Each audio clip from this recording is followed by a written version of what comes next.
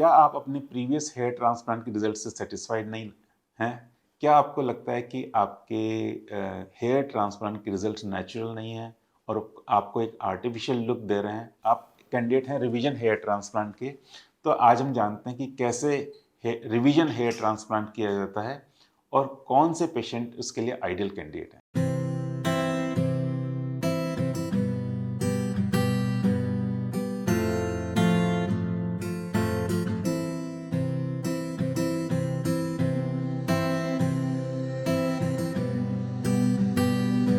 I am Dr. Sunish Goyal. I am a board certified cosmetic and hair transplant surgeon. I am practicing at Jaipur in Lavanya Laser and Plastic Surgery.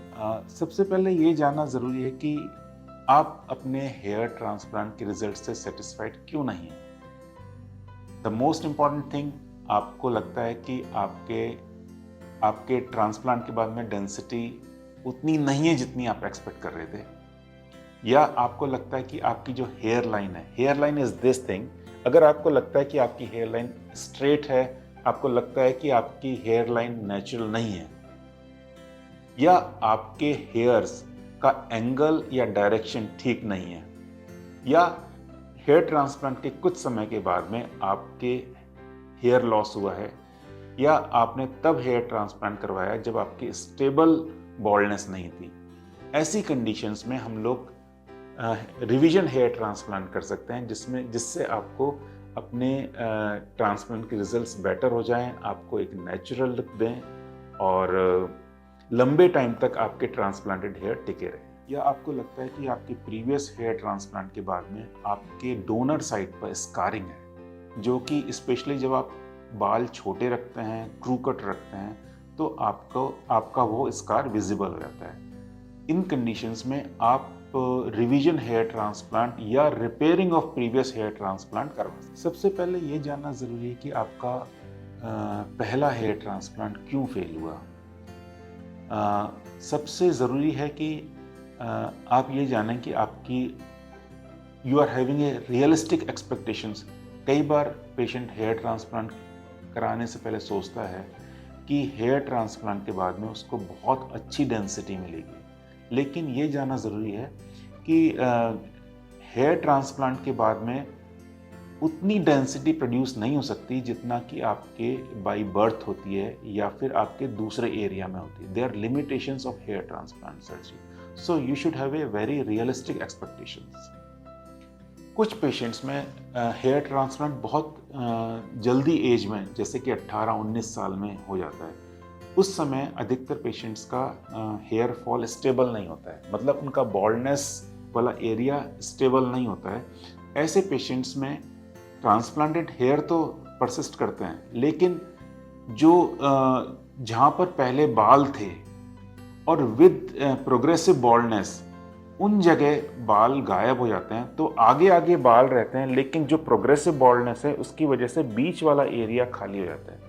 ऐसे patients में भी हम revision hair transplant कर सकते हैं। या आपको लगता है कि आपके डोनर एरिया जो कि पीछे होता है आपके, it is on your back of your head, वहाँ पर प्रीवियस सर्जरी की वजह से आपके स्कार है, जो कि आप बहुत छोटे बाल रखते हैं तो वो विजिबल हो जाता है। इन कंडीशन में हम लोग रिवीजन हेयर, जो आज की तारीख में टेक्नीशियंस या अनक्वालिफाइड पर्सन होते हैं, जो एक क्वालिफाइड प्लास्टिक सर्जन नहीं है, ऐसे लोगों से आपने अगर हेयर ट्रांसप्लांट कराया है तो हो सकता है कि आपको अपने एक्सपेक्टेड रिजल्ट ना मिले। If you have neglected in A post of period, surgery के बाद में अगर आपने अपने बालों की केयर नहीं की है, अगर आपने स्मोकिंग कंटिन्यू की है, अल्कोहल कंजम्पशन कंटिन्यू किया है, या आप अपने हेयर ट्रांसप्लांट सर्जन के फॉलोअप में नहीं रहे, उन्होंने जो मेडिसिन प्रिस्क्राइब किए अगर आपने वो नहीं लिए हैं, तो हो सकता है कि आपको अपने हेयर ट्रांसप्लांट के एक्सपेक्टेड रिजल्ट ना मिले। What is failed hair transplant? अगर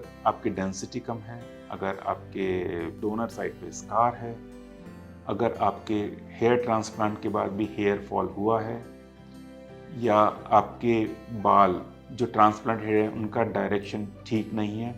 कई बार पेशेंट्स बहुत लो हेयर लाइन बनवाते हैं, जिसको कि हम कहते हैं कि जैसे बच्चों में होती है, बहुत नीचे हेयर लाइन जब आप बनवाते हैं तो कई बार ये अननेचुरल लुक देती है। या फिर अगर स्ट्रेट हेयर लाइन है then it becomes very unnatural. और कई बार कुछ पेशेंट्स बहुत हाई हेयर लाइन बनवाते हैं। इन कंडीशन में आपको हो सकता है कि आपको अपने रिजल्ट्स आपके मन माफिक ना मिले, then you should think of a revision hair transplant. Or how can we treat your failed hair transplant?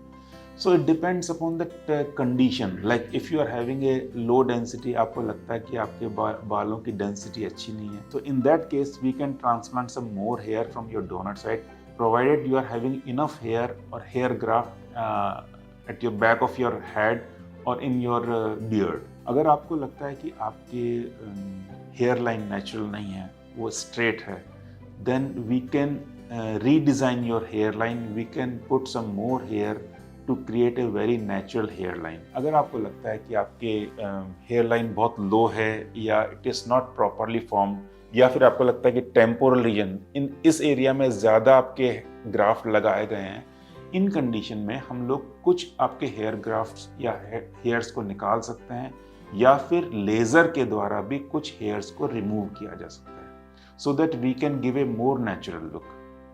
आपको लगता है कि आपकी हेयर डेंसिटी कम है, लेकिन आपके पास में डोनर एरिया नहीं है, इस कंडीशन में हम लोग कुछ कैमोफ्लेज टेक्निक यूज करते हैं, like we can go for scalp micro pigmentation, जिसमें आपके स्कैल्प में कुछ टैटूइंग की जाती है, that can be a permanent और semi permanent, but it will give you a very natural and dense look.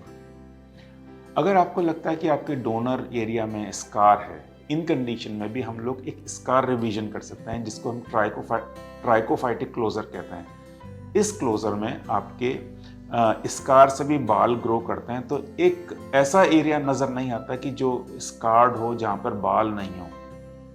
या फिर हम लोग स्कैल्प माइक्रो पिगमेंटेशन के लिए भी जा सकते हैं, जिससे आपका स्कार विजिबल ना हो। अगर आपको लगता है कि प्रीवियस हेयर ट्रांसप्लांट के बाद में भी आपके हेयर फॉल हो रहा है, because it's a progressive problem, like androgenetic alopecia is always progressive, तो इन कंडीशन में कुछ हद तक हम आपके हेयर फॉल को मेडिसिन के द्वारा कम कर सकते हैं।